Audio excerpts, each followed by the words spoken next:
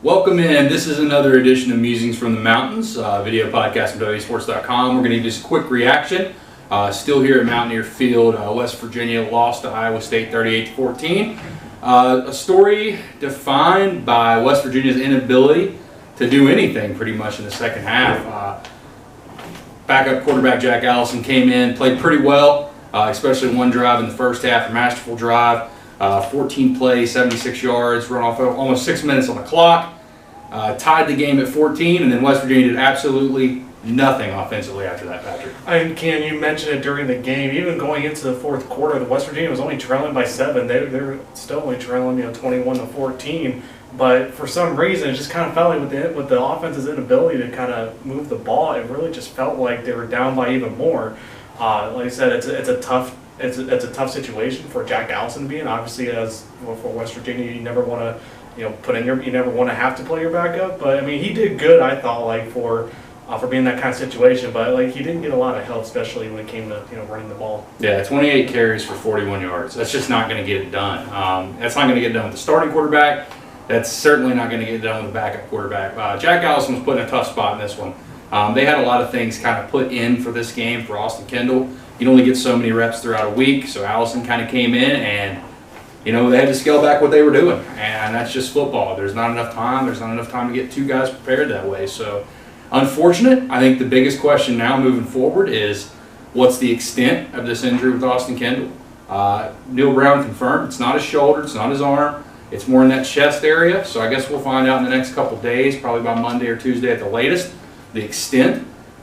If he's out, I think you have some interesting questions to ask. Obviously you're going to give Jack a start or two, but then after that, if he's not able to kind of take the reins and do some things, if Austin is out, then where do you go? I think that's the next question here. That's a huge question moving forward. But I mean, I think you got to give some props to even the defense. I know on the scoreboard it says 38 points, but this defense, they scored half of West Virginia's points tonight. Yeah, exactly. I mean, even with the injuries, you had Hakeem Bailey get ejected for a targeting call before seeing Tate Mayo to play. You had Nick Troy Fortune getting the start for Keith Washington today. I know Keith Washington was dressed, but the extent of his injury, Neil Brown says that it was enough for him to just not be able to play.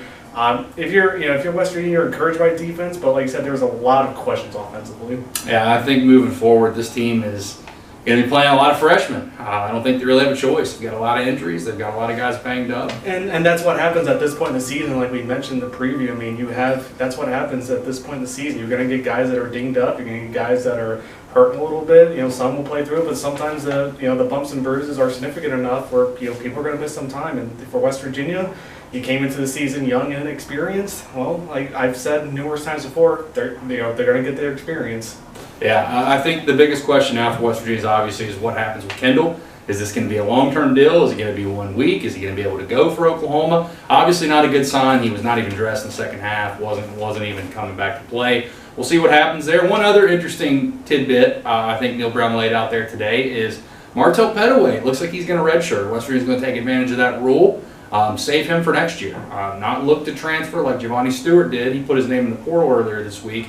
Instead, just redshirt. Take advantage of those 4 games. Come back for next year, where obviously Kennedy McCoy will be gone. That's one spot where West Virginia does have some depth. So I think it's not that crazy of a play. Well, I mean, we mentioned Martell Pettaway. It's kind of like the poster child for the redshirt rule. I mean, we mentioned he played as a true freshman. That was late in the season against Iowa State on the road. Imagine, he probably could have taken under the current redshirt rules, he probably would have been, he definitely would have been able to take a redshirt that season. But now it looks like, if things hold up, the backfield stays healthy, looks like he'll be able to take that redshirt. Yeah, coming full circle. We'll have a lot of information, a lot of articles looking at this game, looking at what's ahead for West Virginia. Also some recruiting updates. There's at least one new offer out today. You can get all that over at WVSports.com. If you're tuning into this video, it's the first time watching us, go ahead and hit subscribe.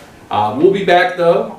Look forward to us. We'll have our recap on Tuesday as usual, and then we'll do our game preview. Looking forward to Oklahoma, which looks even more daunting than it was before. On the road here next weekend. But this has been another edition of Musings from the Mountains.